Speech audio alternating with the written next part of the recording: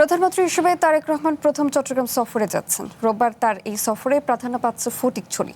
দুটি উপজেলার বন্যার্তদের মাঝে ঘর ও আর্থিক সহায়তা প্রদান পাশাপাশি সৌজন্য সাক্ষাৎ করবেন হেফাজতে ইসলামের আমির শাহ মুহিবুল্লাহ বাবুনগরের সঙ্গে। দলীয় কর্মসূচি না থাকলেও প্রধানমন্ত্রী কেন প্রাধান্য দিচ্ছেন ফটিকছড়িকে, বিস্তারিত প্রতিবেদনে। ভবিষ্যৎ হোক নিরাপদ, বিনিয়োগ হোক বিশ্বস্ত, আর আমার পছন্দ সল্ট বে। ওয়েলকাম টু সল্ট বে। চট্টগ্রামের ফটিকছড়ি প্রধানমন্ত্রীর সফরকে ঘিরে এরই মধ্যে শুরু হয়েছে ব্যাপক প্রস্তুতি। নির্মাণ করা হচ্ছে হেলিপ্যাড, সড়কে সড়কে বানানো হয়েছে তোরণ, মিছিল স্লোগানে উজ্জীবিত দলীয় নেতাকর্মীরা। আমাদের এমপি মহোদয় শপথ নেওয়ার পর আমরা আমাদের প্রধানমন্ত্রীকে ফটিকছড়িতে আমাদের আসার সৌভাগ্য হয়েছে।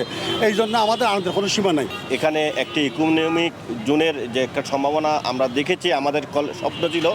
আমি মনে করছি মাননীয় প্রধানমন্ত্রীর আগমন উপলক্ষে সেটি একটি বাস্তবায়নের দ্বার প্রান্তে আমরা চলে যাব।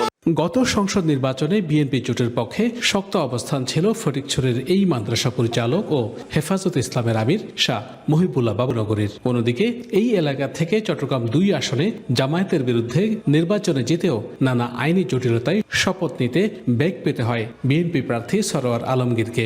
এ কারণে প্রধানমন্ত্রীর চট্টগ্রাম সফরে প্রাধান্য পায় ফটিকছড়ি, যাবেন বাবুনগর মাদ্রাসায়। অধিবেশনের আগে যে শপথ অনুষ্ঠান ছিল তখন দাদাকে দাওয়াত করেছিল, দাদা গেছিলেন, কিন্তু সাক্ষাৎ হয় নাই। তখন মাননীয় প্রধানমন্ত্রী সাহেব বলছে যে আপনার সাথে আমি আপনার বাড়ি যাইয়ে দেখা করে আসবো ইনশাল্লাহ। কথা যেটা দিয়েছেন সেটা উনি পালন করতেছে, সেজন্য আমরা সবাই অনেক আনন্দিত, এটা বলার ভাষা নেই।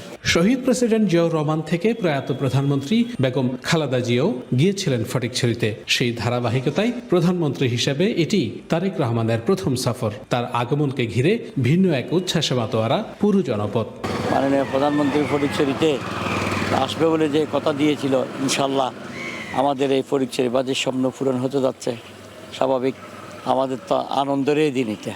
রবিবার ফটিকছড়ি ছাড়াও চট্টগ্রাম সফরে প্রধানমন্ত্রী তারেক রহমান বাঁশখালী ও হাটহাজারীতে বন্যার্তদের সহায়তা প্রদান এবং মহানগরের একটি দলীয় অনুষ্ঠানে অংশ নেবেন। Shahnaz Riton, One News, Chittagong.